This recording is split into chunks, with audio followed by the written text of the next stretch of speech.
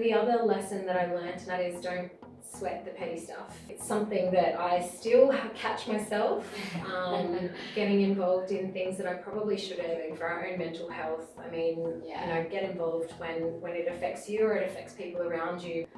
Don't sweat the petty stuff and don't pet the sweaty stuff. Today I'm with Jane Fenner, Director of Business Advisory here at Nexia Sydney firm. So Jane, you've been with the company for 15 years. 17. 17 years. Yeah, 17. Tell us a little bit about what you do and about your career over that 17 years. So I started at Nexia Sydney when we were down in Australia Square as a cadet straight out of school. So the tender age of 18 and then just kept studying at the same time, did my CA at Nexia as well, and then kept pushing for promotions, and then 2 years ago I got promoted to director in the Sydney office. So it's been a journey, 2 years of director now, so it's been fun. Were you always aspiring to become a director or a CEO, those sorts of things, or? A really good question. When I first started, I think I kind of just needed a job. Yeah. So, when I left school, I sort of always thought I was going to be a teacher. And then the idea of working and studying at the same time was really appealing. Yeah. So looked into a cadetship, an accounting cadetship, and then got the role with Nexia. Had a couple of really fun years doing uni and working at the same time, and then a couple of years in, I think once I'd finished my CA, I knew that Nexia was the firm that I wanted to stay at. Yeah. I'd seen Kiri and some other senior females come through the ranks at Nexia, and I'd seen even the male partners of the firm really enjoying what they were doing and really loving the collegiate vibe that the Nexia Sydney partnership had, and wanted to be a part of it. So from that point on, just pushed and here I am. Fast forward 17 years later. Yeah. What do you think within that time frame was important for you as a leader? So I think the thing that really benefited me was recognizing what my flaws were or my shortcomings, and managed to team up with people around me that were good at the things that I wasn't. Having that support around me is what has helped me get to where I am at the moment. What do you think makes a great leader? So the things that I think are good leadership qualities, and things that I'm still working on, to be honest, is you want a leader that's going to be fair, someone who's honest, authentic, and someone that shows empathy and cares for the team and the people that are around them. Yeah. And we have a lot of those in our firm already. No one's perfect, but those are the qualities that I'm trying to aspire to. Yeah. Every day. And I think it's great that you mentioned that you've been able, throughout your career, you've been able to have those mentors that have opened yourself up to understanding areas you need to improve on, and you've been able to take those steps. Do you feel that was quite important in regards to with your promotions and moving up as a director? Absolutely. It wasn't all smooth sailing as well. There was, one year when I went for associate director and I didn't get through the first time. And on reflection, there was things that I needed to work on, and I did, and I worked on those with the mentors and with the people that I had around me and the support, and got the external coaching, and that was really a good thing that the firm provided for me, and I was really lucky to have that, and wouldn't change a thing. And how did you manage your confidence level when that happened? You went for the interview, you got told no, not at this point. How did you manage that? It was really hard, actually. I had been sort of steaming through, and as you should, you take accountability for your career and you push as hard as you can, and to be told that I wasn't ready at that particular time was really hard to hear. It was a bit of a confidence knock, but after the coaching and the support that I got, I did feel like I came back ready and empowered, and I felt definitely ready to go, and that I was worthy of the role. So I think that's also another really important point. Being worthy of the role and having that coaching through that time can help to definitely bridge your gap. And I know Nexia Australia is so fantastic with nurturing all of their staff through personal development and growth for their careers to help move forward and take those steps and to move into their senior leadership roles. Yeah, absolutely. What do you feel motivated you throughout your career, and how do you motivate others as a director now? What motivated me, I think, was, people are motivated by different things. For some people it's money, for some people it's power. For me, it was really just knowing that I wanted to be in a position where I could affect change and make decisions. So I guess power. Good power. Yes, for the good. So that was what kept me motivated and kept me pushing ahead. Yeah. And with others, with my team, I mean, I know that they're all motivated by different things as well. So it's just about finding out what that motivation is and helping them get there or achieve those things that they want to. It's like you were saying, we are all motivated by different things. Within your whole career, I suppose, what would have been the biggest risk that you've taken? I'm a bit risk averse. So I don't really know if I have a good one for that. It doesn't have to be work. It could also be, any kind of risks that you've taken in your personal life that you feel has gotten you to this point. Not really. I sort of, prioritized the things that I wanted to do, which was, working, my career and, traveling. And I've done a lot of those things.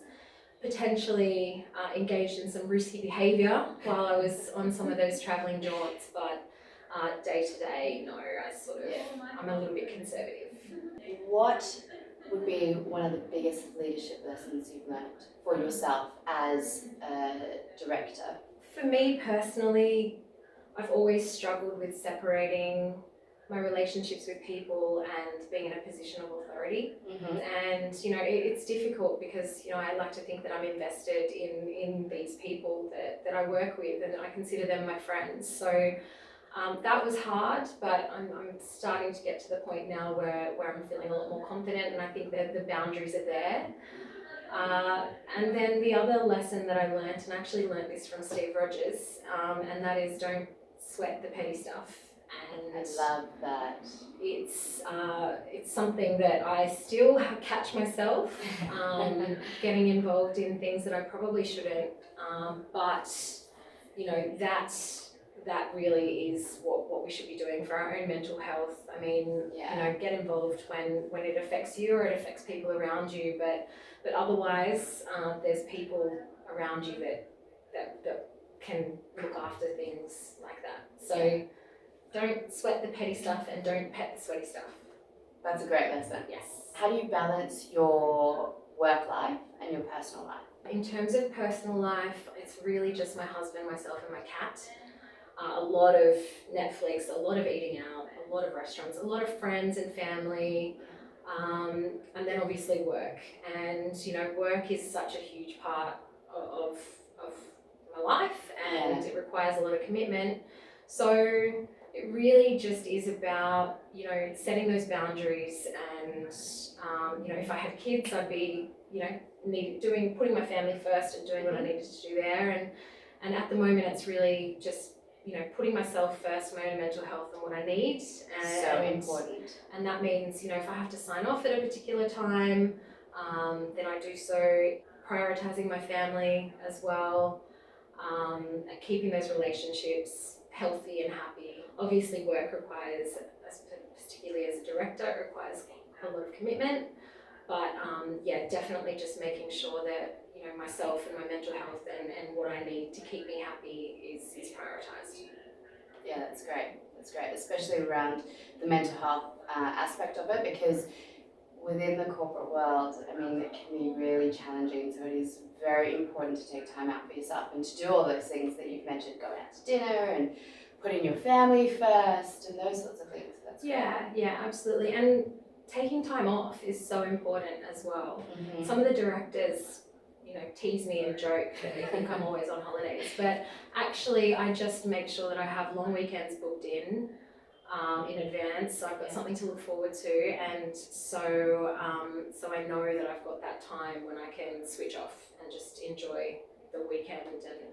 And what's been one of the biggest challenges for you, either within your career or personal life that you're happy to share, that you felt you've had to really work on yourself to step up and to really be who you are as a woman?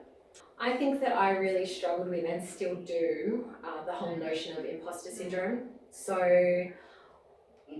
always feeling as though, I was not good enough, or that I just can't wait.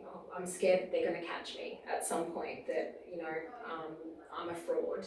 I think that is something that I really struggled with. Coaching helped with that. Yeah. I went through the process of doing a lifestyles inventory test, and my profile came back that I was very, very conscious about what other people thought of me, and I was always looking around at my peers and trying to be the same as them or try to beat them, and that competitive thing was there as well. So doing that session really, really helped with self-actualization, where you just have to refocus and not worry about what other people around you are doing. I mean, ultimately, everyone's on their own journey, their own path, and and mine is very different to the other directors that are at Nexia. So, I'm sort of homegrown. I'm one of the only females, so my experience has been very different, and my career path and how I operate is going to be very different as well. So just embracing that, I think has definitely helped.